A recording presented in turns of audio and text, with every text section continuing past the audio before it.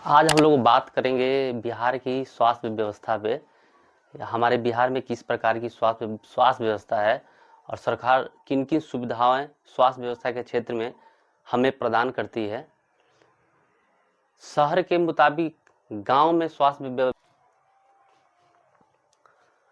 अगर आप सभी को 10 में से कोई नंबर देना हो ग्रामीण क्षेत्र के स्वास्थ्य विभाग को, तो आप कितने देंगे? मैं तो 1 दूंगा, आप लोग कितने? अगर देखा जाए तो शहर में अगर किसी व्यक्ति को इमरजेंसी पड़ जाती है स्वास्थ्य संबंधी, तो वो शहर के किसी निजी अस्पताल या प्राइवेट अस्पताल या किसी सरकारी अस्पताल में चले जाते हैं और अपना ट्रीटमेंट करवा लेते हैं। लेकिन अगर सेम चीज़ गांव के किसी भी व्यक्ति के साथ होता है तो वो शहर उनके गांव से इतना दूर है कि वो वहां तक पहुंच नहीं पाते, वहां तक जा नहीं पाते हैं।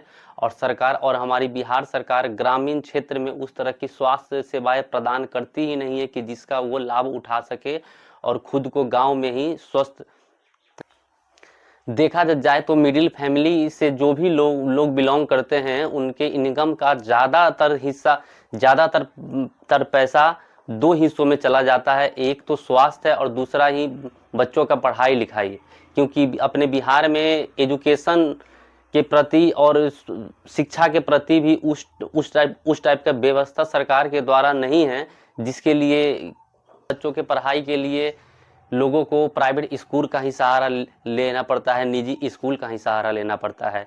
अगर गांव में किसी व्यक्ति को सीजनली तबीयत खराब हो जाए, सर्दी जुकाम हो जाए, उससे भी ठीक करने में उन्हें गांव में एक अच्छा खासा रकम खर्च हो जाता है।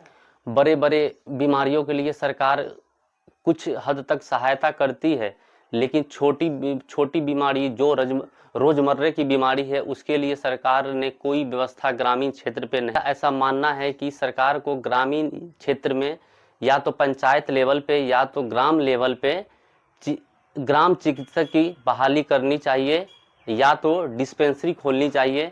इससे लोगों को रोजगार भी मिलेगा और ग्रामीण क्षेत्र में जो लोग रहते हैं उन्हें अच्छा स्वास्थ्य सेवाएं भी मिल जाएगी, जिससे वो निःशुल्क चिकित्सा परामर्श भी पा सकेंगे और निःशुल्क दवाई भी ले सकेंगे। इनसे उनका आर्थिक स्थिति में भी सुधार होगा और स्वास्थ्य संबंधी कठिनाइयों से भी नहीं जूझना। हमारे बिहार की कुल जनसंख्या लगभग 13.10 करोड़ होने के बावजूद भी हमारे बिहार में सिर्फ 12 मेडिकल कॉलेज, 2000 के आसपास पीएचसी और कुछ जिलों में लगभग सभी जिलों में सदर व्यवस्था अस्पताल है। की व्यवस्था है। अगर प्रति व्यक्ति पीएचसी काउंट किया जाए तो 65,500 पे एक पीएचसी, 65,500। स्वास्थ्य व्यवस्था में बिहार की रैंकिंग भारत के कई राज्यों से नीचे आता है, जबकि जनसंख्या में देखा जाए तो भारत में बिहार तीसरा ऐसा राज्य है जिसका सबसे ज़्यादा भारत में जनसंख्या है। इतना जनसंख्या होने के बावजूद भी स्वास्थ्य व्यवस्था हमारी इतनी लचरी हुई।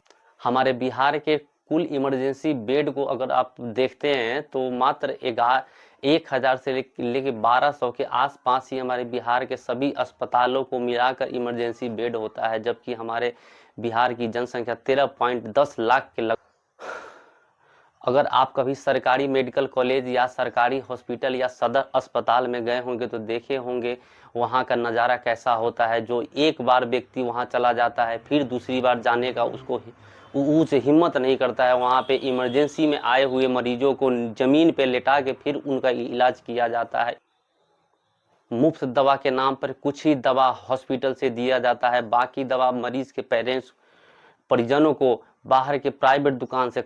अक्सर सरकारी हॉस्पिटल का लाभ वही लोग लेते हैं जिन्हें या तो कोई लंबी बीमारी से ग्रसित है और उनका आर्थिक स्थिति खराब हो गया है, या तो कोई ऐसा परिवार जिनका हमारे बिहार में कि अगर यहाँ के किन्हीं मंत्री विधायक एमपी को अगर कुछ होता है तो वो अपने बिहार के अस्पतालों पे भी भरोसा नहीं करके, विश्वास नहीं करके किसी दूसरे स्टेट के अस्पताल में जाते हैं और वहाँ अपना इलाज करवाते हैं, क्योंकि उन्हें अपने राज्य के हॉस्पिटल पे विश्वास ही। आज के समय में स्वास्थ्य एक गंभीर मुद्दा है और हमारी बिहार सरकार को इसके गंभीरता से देखनी चाहिए और ग्रामीण क्षेत्र से लेकर शहरी क्षेत्र तक ऐसी स्वास्थ्य व्यवस्था बनानी चाहिए जिनसे लोग उसका लाभ उठा सके। फ्री